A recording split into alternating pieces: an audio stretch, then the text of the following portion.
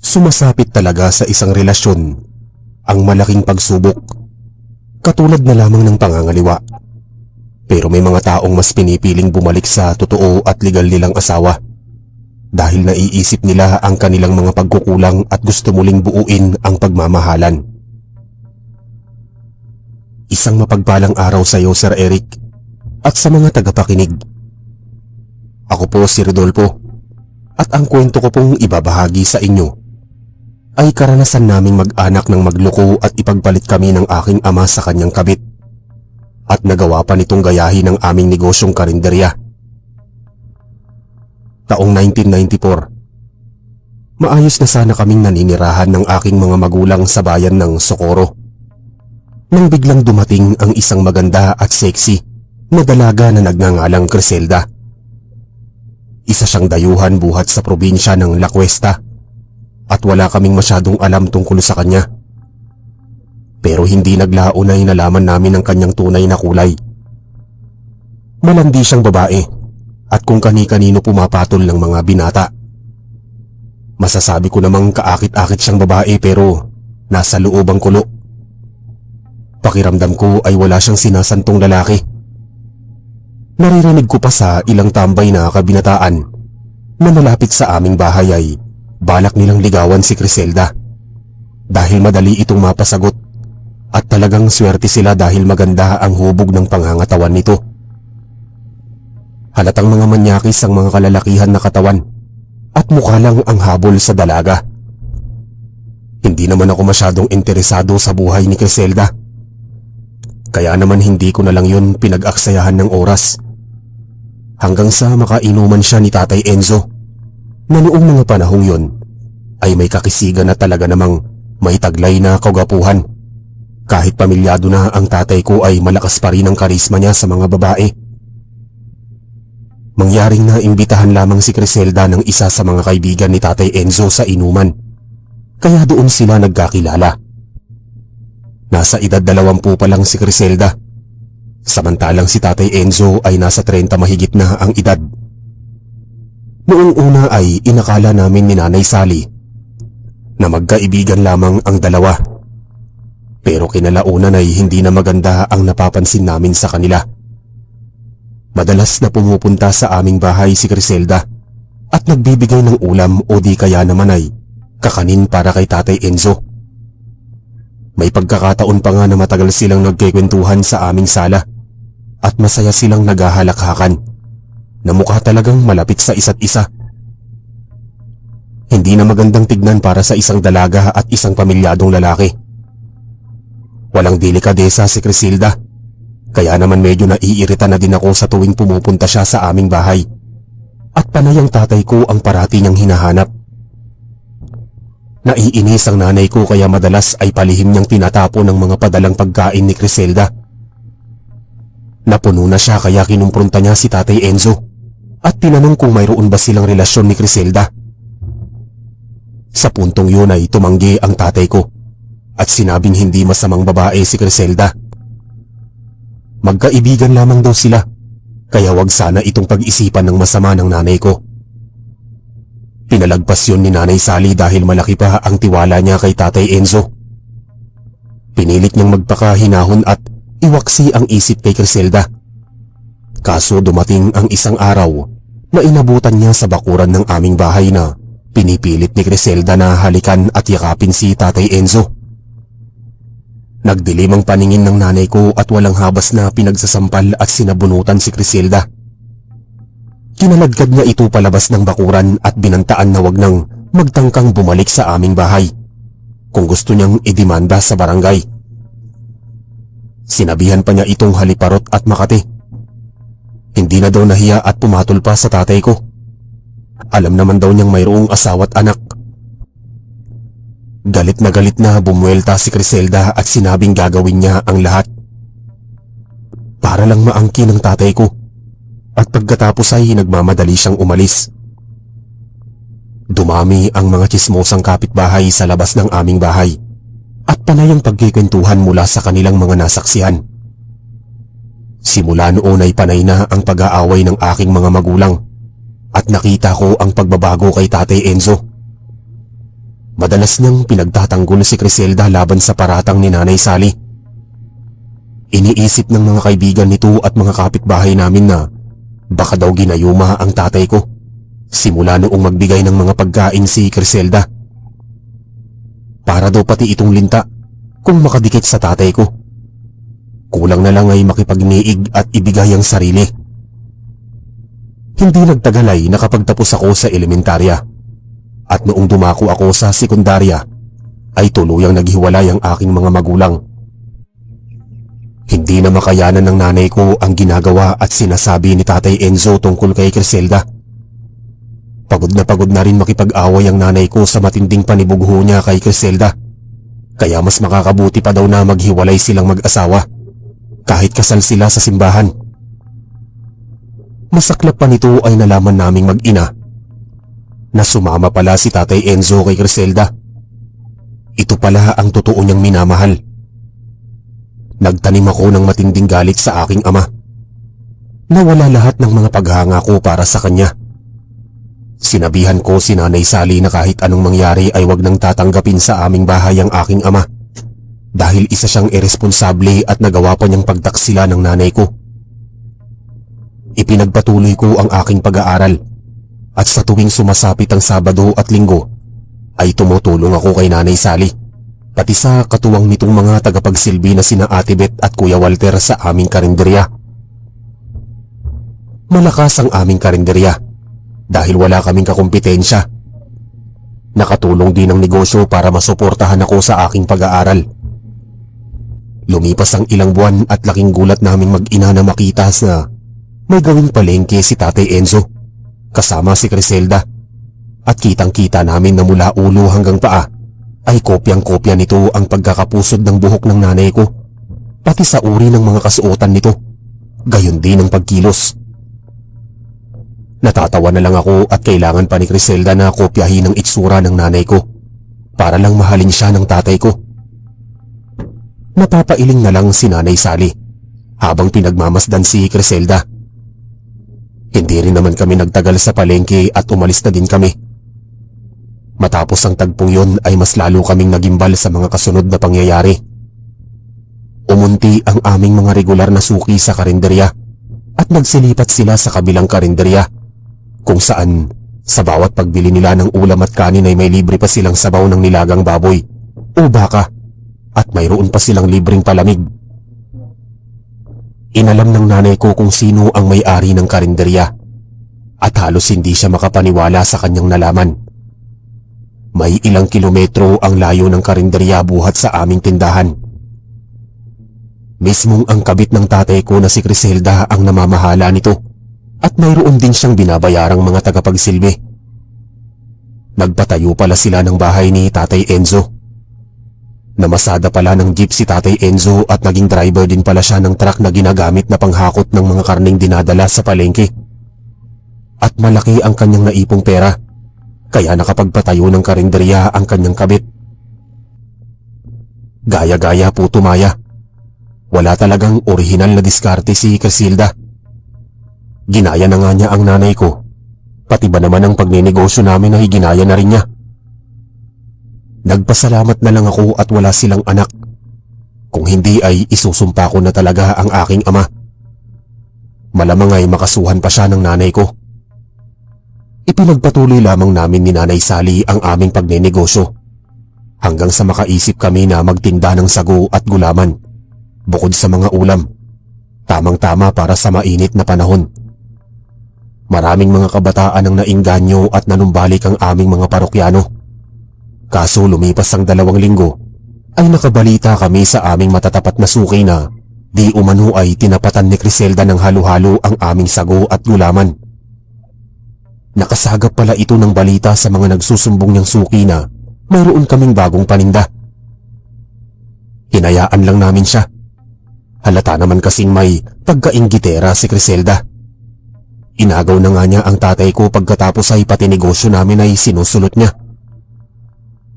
Isang araw ay may nagawi sa aming karinderya na mag-ina, buhat sa probinsya ng La Cuesta. Nagulat kami ni Nanay Sally at naisip namin na baka kamag-anak ito ni Criselda. at nag-iispiya sa aming mga ulam at paninda. Pero pinabulaanan yun ng mag-inang nagpakilala sa amin bilang Aling Linda at Martina. Naninirahan sila sa La Cuesta pero wala silang kaugnayan kay Criselda. Nagawi lamang sila sa aming bayan at may bibisitahin silang mag-anak na nakatira sa Kapatagan. May alam daw sila ukol sa totoong pagkatao ni Criselda. Sa pagkakataong yun ay napuno kami ng kuryosidad kaya ipinagdapat namin sa kanila na sumama ang tatay ko kay Criselda at nagsama sila sa iisang bahay. Napapailing si Aling Linda. Hindi pa rin daw pala nagbabago si Criselda. Doon na siya nagsimulang magkwento sa amin. Batay sa mga isinalaysay niya, malandi at kahit sa may asawa o matandang lalaki ay pumapatol si Criselda. Basta't minahal niya at kaya niyang mahawaan ng pagiging aswang. Gagawa at gagawa siya ng paraan para maangkin ang taong minamahal niya, kahit manggayuma pa siya. Nagkatinginan kaming mag-ina. Luminga-linga kami sa paligid at eksaktong walang ibang taong kumakain sa karinderya kung hindi ang mag-ina lamang. Ipinagdiinan ni Aling Linda na mangkukulam na aswang si Criselda at kapag tinamaan ito ng pagsiselos o di kaya ay balak siyang iwan ng kanyang kinakasama, ay sa kanya pinapatay. Nagawa na pala itong ipetisyon ng kapitan sa kanilang lugar, kaya napilitan itong umalis. Maraming pamilya ang nagreklamo sa kanya at kamuntik na rin siyang patayin ng isang misis na inagawan niya ng asawa. Sa palagay daw ni Aling Linda, ay ginayuma ang tatay ko at walang ibang paraan para makatakas ito kay Criselda, kung hindi ang magpagamot sa magaling na manggagamot na kayang lumaban sa kulam at kayang magtanggal ng gayuma. Hindi pa kami nakakasigurado sa mga palagay niya pero nabanggit namin sa kanya na nagtayo ng karinderya si Criselda at lahat na lamang ng mga pagkaing maisipan naming ibenta ay ginagaya niya, pati ang postura at damit ng nanay ko ay ginagaya din niya. Napatawa si Aling Linda at sinabing ganoon nga ang ugali ni Criselda. Inggitera ito sa mga inaagawan niya ng kasintahan o asawa, kahit pa alam niyang maganda siya. Pakiramdam daw nito ay may kulang sa kanya at baka daw maghanap ng iba ang lalaking inagaw nito, kaya ginagaya niya ang mga itsura ng mga babae. Suhestyon ni Aling Linda ay magtinda kami ng goto o di kaya ay pansit. Siguradong hindi yun magagaya ni Criselda, lalo na kung gagamitan ng mga pagkain ng katas ng kalamansi.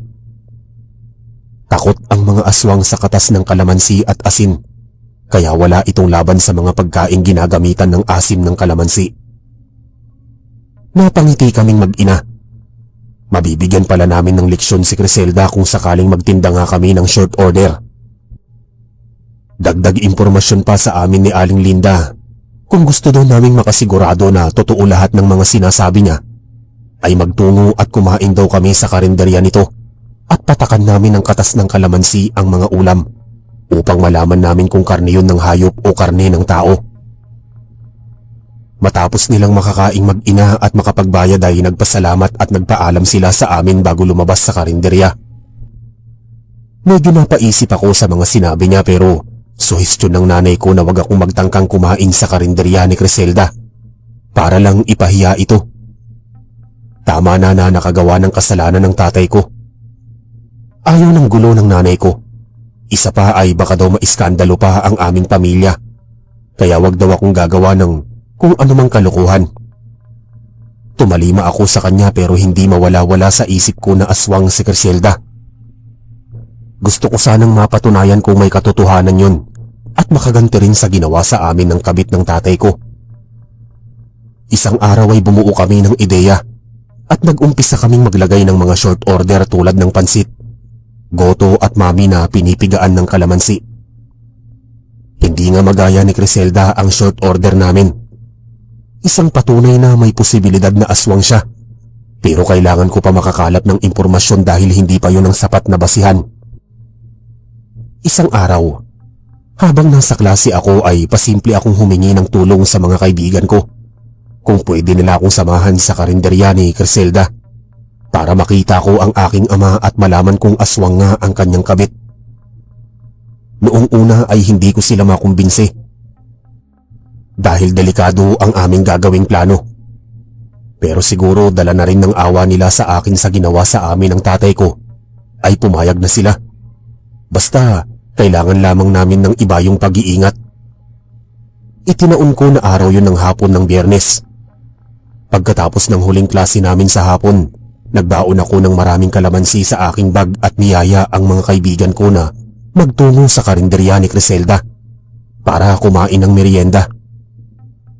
Pagkadating namin sa karinderya ay maraming kumakain customer. Eksakto wala si Criselda pero maraming tagapagsilbi. Sadyang marami palang tumatangkilik sa mga pagkain ni Criselda na mukha namang mga kinopya sa aming karinderya. Inabutan ko ang tatay ko na malapit sa mga istante ng mga pagkain. Nasorpresa siya sa pagkakita sa akin at kita ko ang pananabik niya na makita akong muli. Kahit ano palang galit at hinanakit ko sa tatay ko ay nawala lahat pagkakita ko sa kanya. Kinumusta niya ako at tumugon naman ako ng maayos pagkatapos ay pumili kami ng merienda naming magkakaibigan at itinuro namin sa kanya.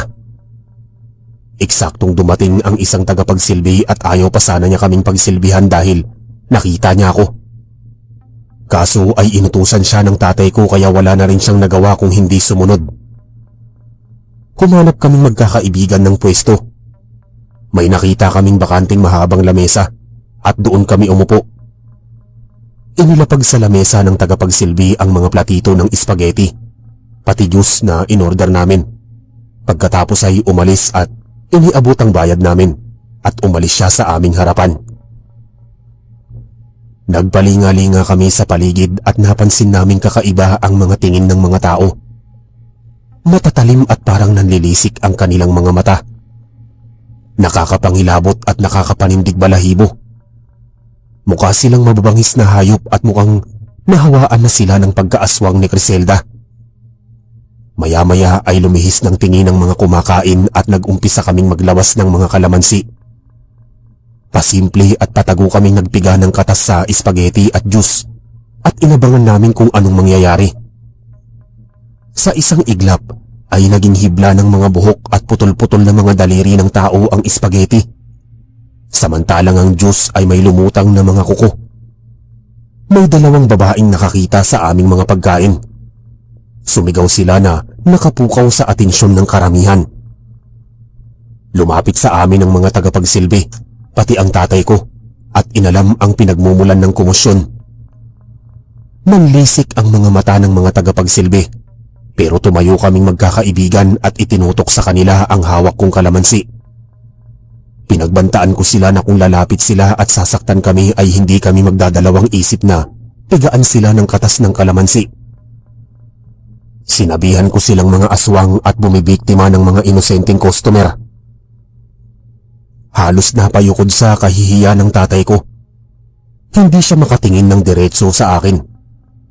Ramdam ko na nasasaktan siya sa mga oras na yun pero wala siyang magawa para ipagtanggol ako. Kita ko na siya lamang ang nananatili ang pisikal na kaanyuan at hindi katulad ng mga tao sa paligid na animoy, mababalasik na mga hayop ang kanilang mga mata at mga kinikilos. Naguguluhan ako kung tao pa ba o aswang ang tatay ko. Pero sa kabila ng lahat ay nangibabaw ang awa at pagpapahalaga ko sa kanya. Binalingan ko siya at sinabi ko na gagawa ako ng paraan para makuha siya at mabuo muli ang aming pamilya. Nakita ko na tila nagkaroon siya ng pag-asa. Sumilay ang matinding pag-asam sa kanyang mga mata habang nakatingin sa akin. Gusto ko siyang hilain at isama sa aming pagtakas subalit hindi ko yun magawa sa dami ng mga nakapaligid sa amin. Umatras kaming magkakaibigan habang may mga hawak na kalamansi at noong masiguro namin na hindi kami magagawang atakihin ng mga kumakain sa karinderya, ay bigla kaming kumaripas ng takbo, palabas sa pinto. Kaso ay nakasalubong namin si Criselda at nakita ko na bigla siyang nagsiklab ang galit pagkakita niya sa akin. Pero hindi niya ako nagawang sunggaban at masaktan dahil may hawak akong kalamansi. Nagngingit-ngit lamang siya nakatingin sa akin habang papalayo kaming magkakaibigan ng direksyong tinatahak. Sigurado akong galit na galit siya sa aking presensya at baka Balingan pa niya si Tatay Enzo. Noong medyo nakalayo na kami ng ilang kilometro buhat sa karinderya, ay saka pa lang kami tumigil sa pagtakbo.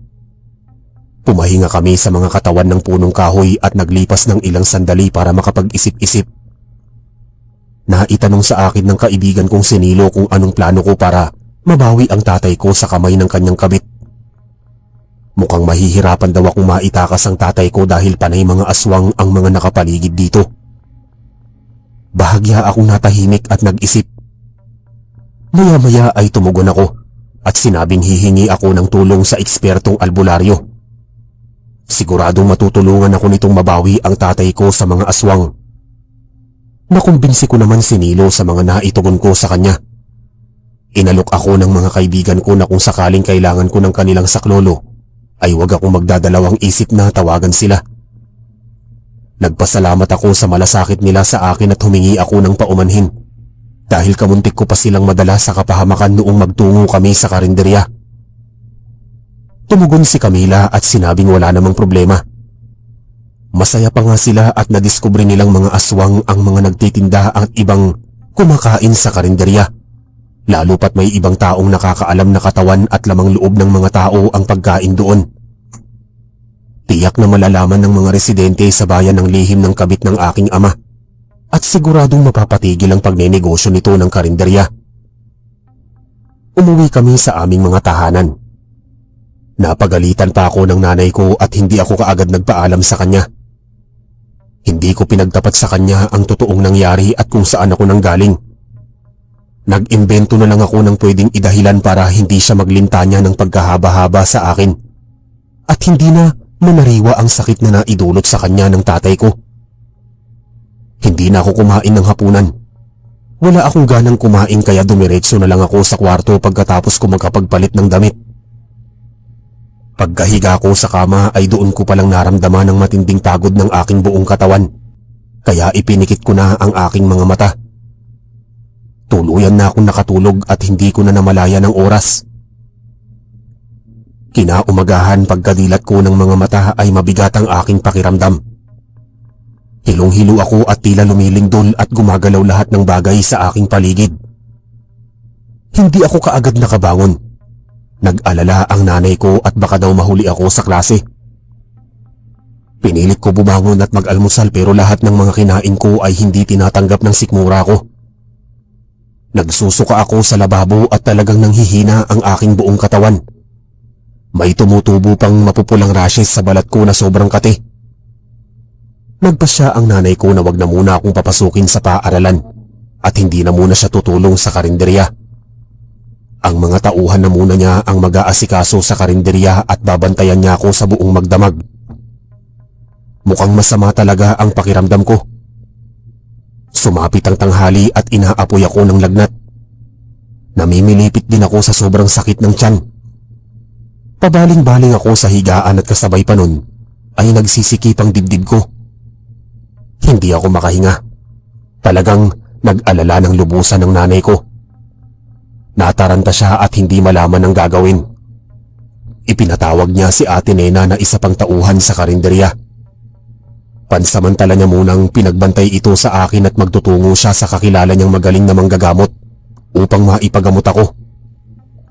Dali-daling umalis ng bahay ang nanay ko at mahigit kalahating oras bago siya nakabalik sa aming bahay kasama ang isang manggagamot na tila nasa 40 ang edad pero matipuno at matangkad na Ginoo. Pinulusuhan ako nito at sinabing mukhang nakukulam ako. Napamulagat ang nanay ko na noon ay nakatayo sa aking tagiliran. Sinimulan niya ang panggagamot.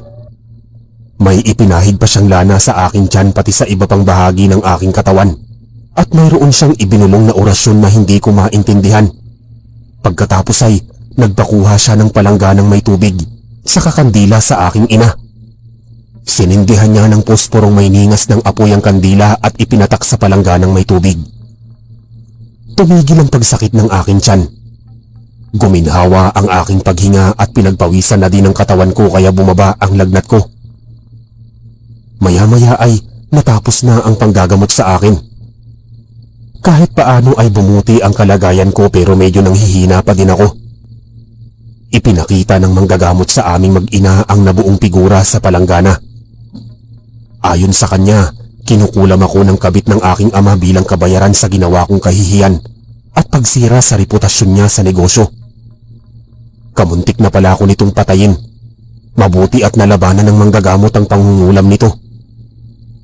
Tumingin sa aking mabuti ang nanay ko at tinanong kung anong totoong nangyari sa nagdaang gabi at bakit bigla na lang akong kinulam ng kabit ng tatay ko. Wala na akong nagawa dahil mabibisto rin niya ako kapag nagsinungaling pa ako sa kanya. Ipinagtapat ko ang buong pangyayari na lubos niyang ikinainis, kaya nasermonan pa niya ako sa harap ng manggagamot. Pero sinaway siya nito at makakasama para sa akin ng mapagalitan. Kailangan ko pa daw makapagpahinga para makaipon ng sapat na lakas upang makabawi ako sa kinabukasan.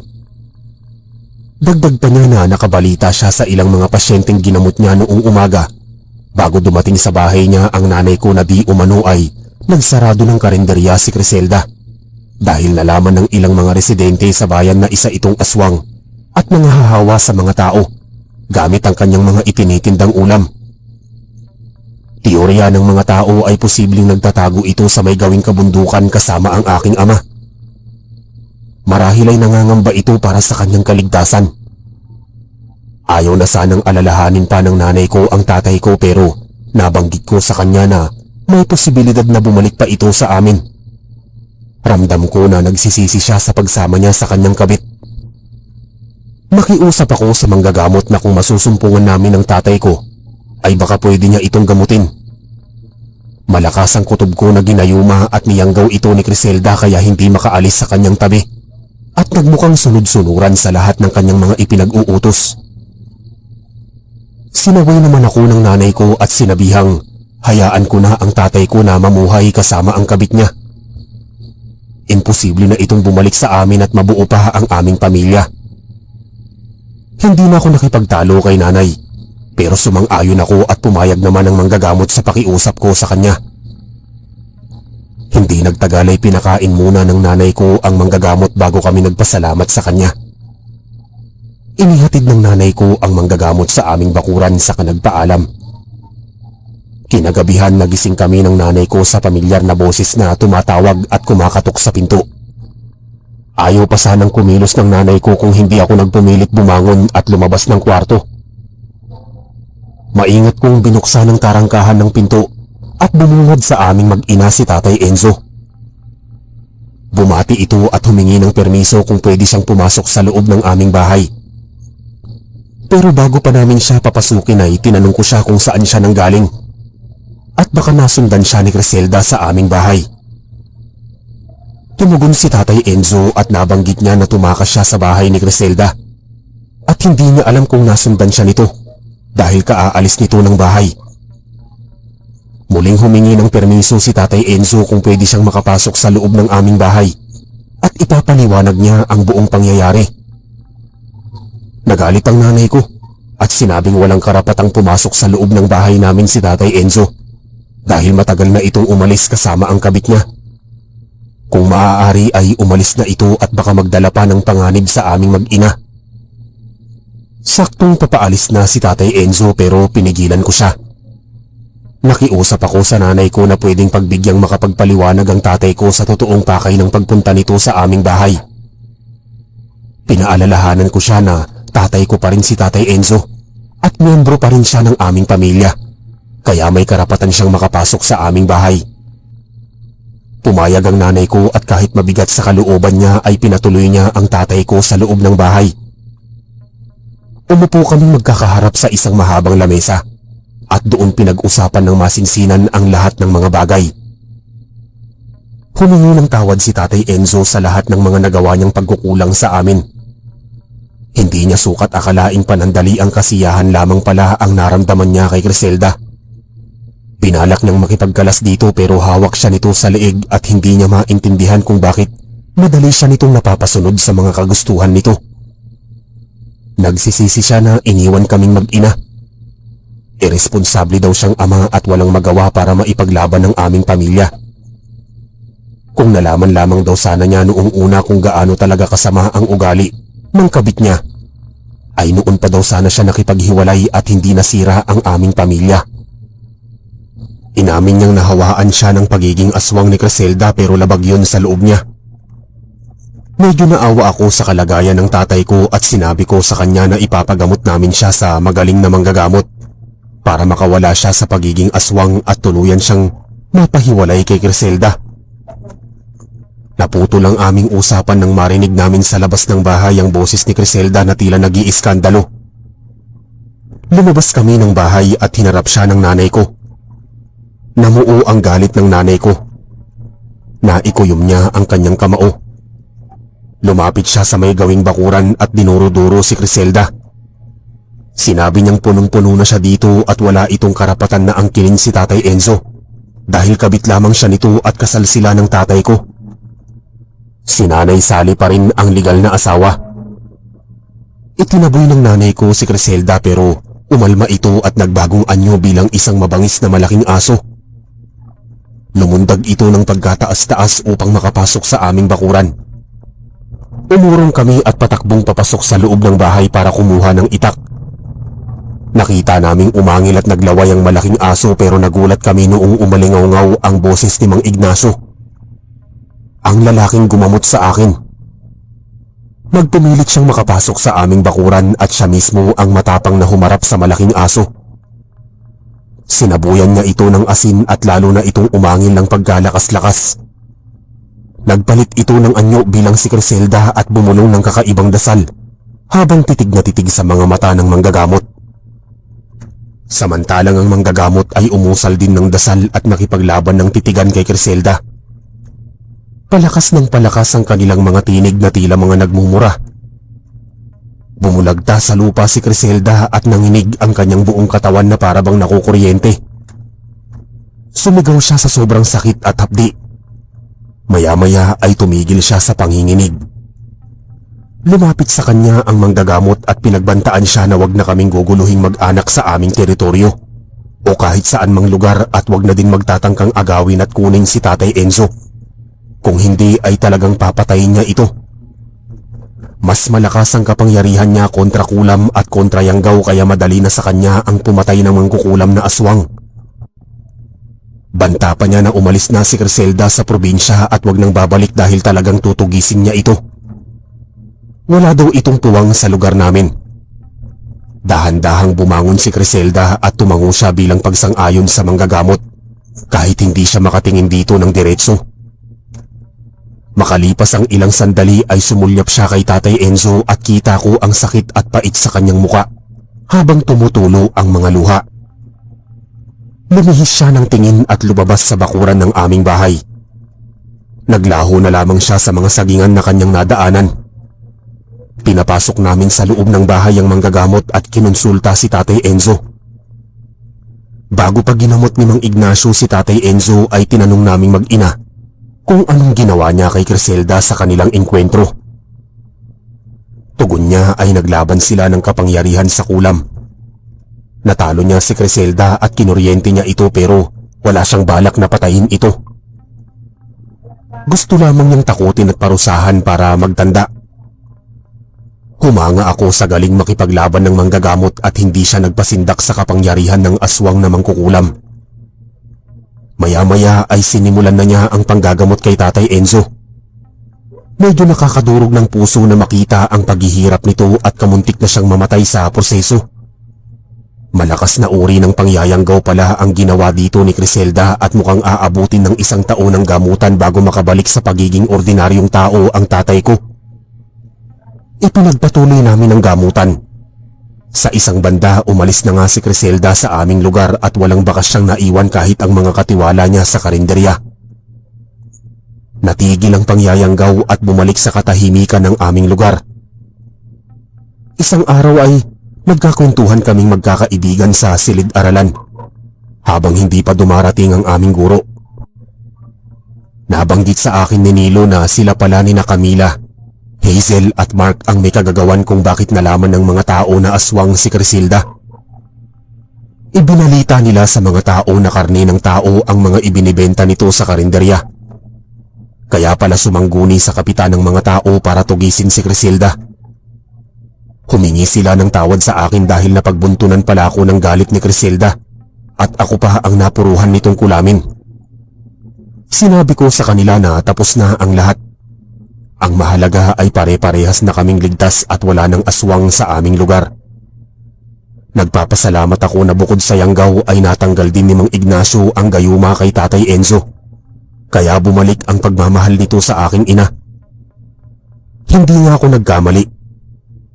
Ginayuma nga ni Criselda si Tatay Enzo kaya napaibig niya ito at nahumaling ng todo. Unti-unti ring bumawi sa aming mag-ina si Tatay Enzo. Ginawa niya ang lahat para maging karapat-dapat na ama sa aming mag-ina. Tumulong siya sa pagluluto sa karinderya at nagpatuloy pa rin ang pagmamaneho niya ng truck na nag-aangkat ng mga karne sa palengke. Medyo gumanda ang aming pamumuhay, kaya nagkapagpatuloy pa ako sa aking pag-aaral at hindi kami nahirapan sa pagbabudget ng panggastos sa aming bahay. Unti-unti ring nanumbalik ang magandang samahan nila ng nanay ko. At sa wakas ay nakumpleto namin ang aming pamilya. Habang tumatagal ay bumubuti na din ang kalagayan ni Tatay Enzo. Nakokontrol na niya ang kanyang sarili sa pagkain ng mga hilaw na karne ng hayop at hindi na rin siya madalas na sinusumpong ng pagiging aswang. Tumagal ang 1 taon at nakabalik sa pagiging normal na tao ang tatay ko.